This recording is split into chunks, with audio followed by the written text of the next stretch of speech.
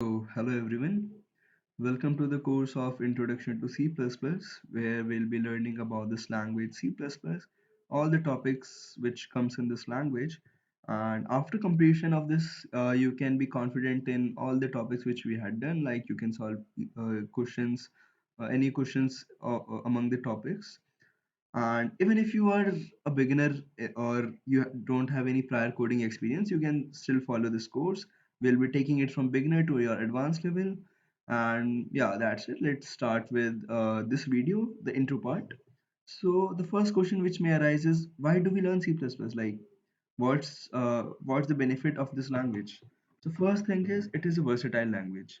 Now, what's the meaning of versatile? Like, we can use it in different fields. Like, if we can use it in gaming, we can use it in systems, and most in competitive programming. Like, I personally chose this language because I used to do competitive programming, and it is very helpful there. And we'll know why. Second reason is fast. Now, for any code, like your C++, it is directly connected to your hardware. Like, it can directly see, it has a hardware level control. So like, it has fast execution. So if you run any code and suppose it is running in 1 second, and if I compare with any other language, then suppose if I take a example of Python.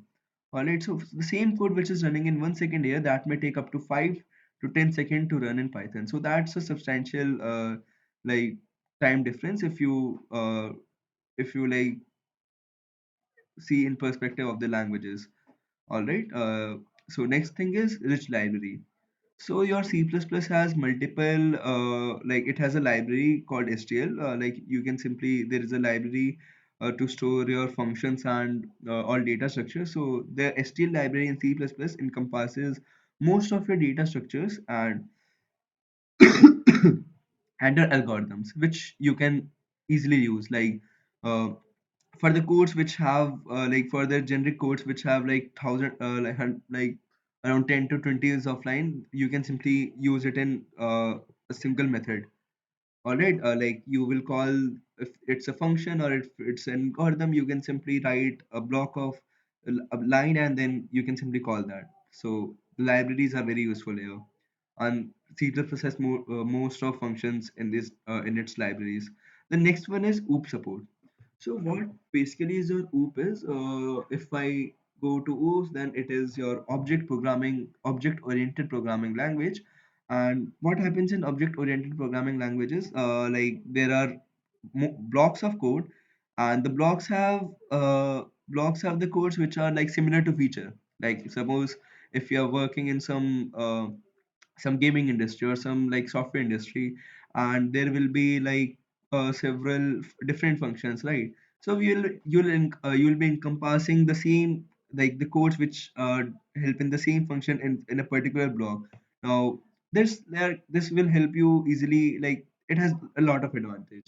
Like it will be your clean, then second you can easily debug them, and third, like you can easily control, right? Like you can simply see, and you can you'll be knowing that, okay, for this like for this feature, where is my code, right? So that is your OOP support. Another one is widely used, like it has like it is widely adapted language, and like C++ is like one of the famous languages for like the foremost reason, it being too fast. Like the execution time is literally very low compared to the languages, other major languages. Like from if I compare it with Java, Python, or JavaScript, then it is like it has very low execution time. Now comes our features of C++. First is your object-oriented language. Like it has these features, and we'll talk in detail in the coming videos about this. Another one is fast and efficient, since it can easily control your memory.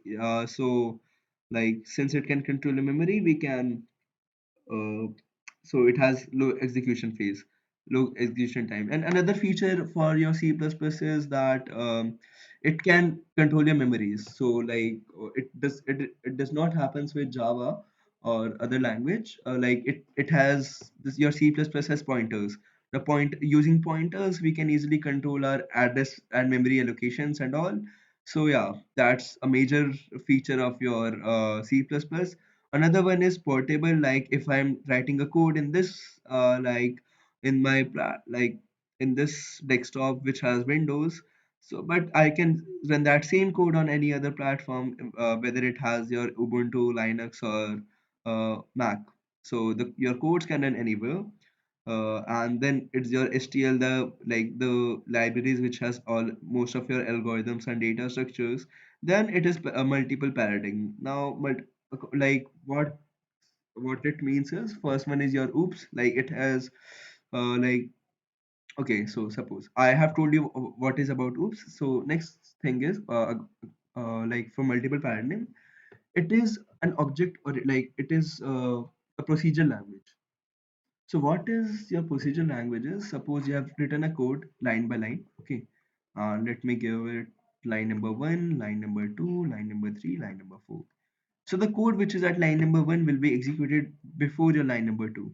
All right. So that is a procedural language. Like it will be running from line by line, and yeah, that's it. Like that's what it means for a procedural language. And we'll like talk about functions and on later that there may be cases that the thing written here will run after thing written here. But that does not make it that like it does not make it non-procedural. But it will be procedural, but there are some catches for that. But yeah, that is for this video. We have learned why, like we have been done with our intro part.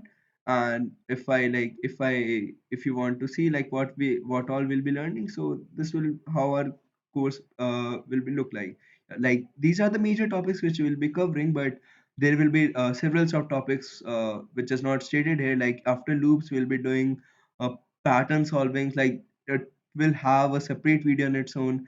For an operator, like there is a like bitwise operators, it will again have its own video, separate video, because it is one of like it is a tough topic.